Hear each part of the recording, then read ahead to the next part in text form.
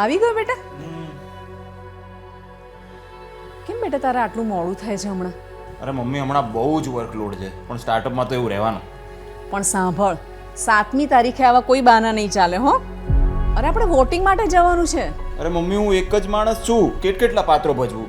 ઘરમાં દીકરા અને પતિનું પાત્ર, ઓફિસમાં બોસનું પાત્ર, સાઇટ ઉપર ટેકનિકલ એક્સપર્ટનું પાત્ર, અને હવે એમાં વોટિંગ શૂટિંગ કરીને મારા આદર્શ નાગરિકે બનવાનું.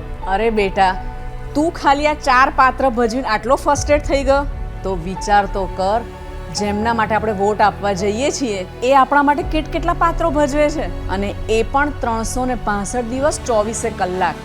અને હા, તારું આજે સ્ટાર્ટઅપ છે ને, એ આ વોટનો જ કમાલ છે.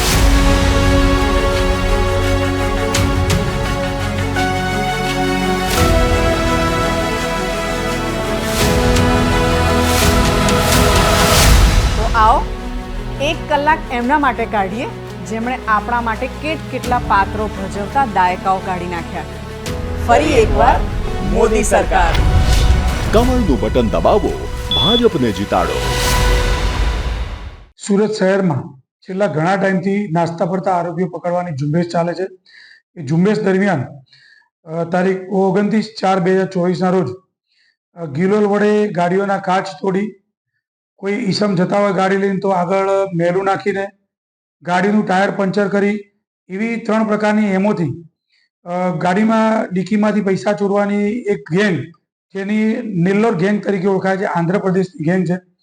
એ ગેંગના આરોપી, વોન્ટેડ આરોપી રસૈયા બાબુ ઉર્ફે હનુમનમૈયા વસંતમ ગોટેલી, જે મૂળ રહે આંધ્રપ્રદેશનો રહેવારી છે.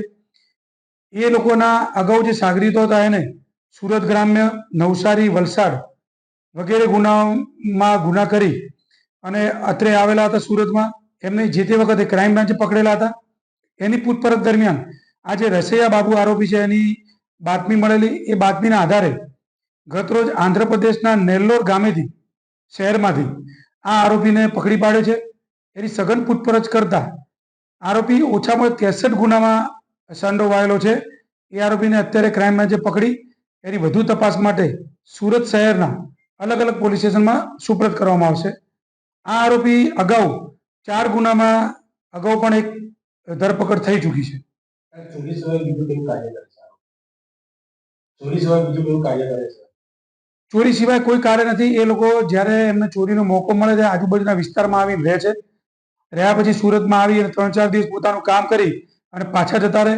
જ્યારે ફરીથી પૈસા પતી જાય ફરીથી આવી અને આ જ પ્રકારની એમોથી, જ્યાં બેંકની આગળ ઊભા હોય, જ્યાં જે રીતે એમને પૈસા મળે આ 3 એમો મુજબ તો પૈસા પડાવી અને પાછા પોતાના વતનમાં જતા રહે છે.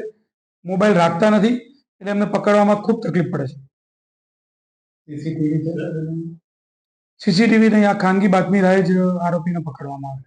આંધ્રપ્રદેશના નેલ્લોર ગેંગના મુખ્ય આરોપીને પકડવામાં સુરત ક્રાઇમ બ્રાન્ચને સફળતા મળી છે.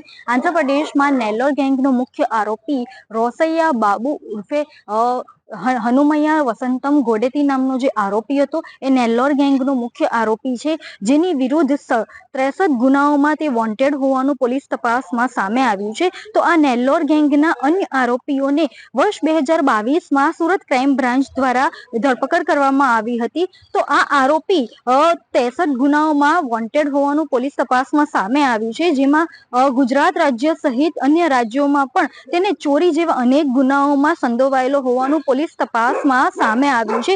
આ આરોપીઓની નેલ્લોર ગેંગ જે છે તે 4 વ્હીલ ગાડીઓના કાચ ગિલોરથી તોડી અથવા તો એક્ટિવાની ડિક્કીઓ તોડી તેમાંથી રોકડ રૂપિયા તેમજ અન્ય ચીજ વસ્તુઓની ચોરી કરતી હોવાનું તેઓની મોડસ ઓપરેન્ડી તેઓ ધરાવતા હતા તેવું પોલીસ તપાસમાં સામે આવ્યું છે. તો સુરત ક્રાઇમ બ્રાન્ચે નેલ્લોર ગેંગના આજે મુખ્ય આરોપી છે રોસૈયા બાબુ વસંતમ ગોડેતીની આંધ્રપ્રદેશના નેલ્લોર ગામ ખાતેથી તેની ધરપકડ કરવામાં આવી છે. તો તેના વિરુદ્ધ આગળ કાયદેસરની કાર્યવાહી હાથ ધરવામાં આવી છે. કેમેરામેન યાસીન મેમન સાથે રશ્મિ રાણા, BTS ન્યૂઝ, સુરત.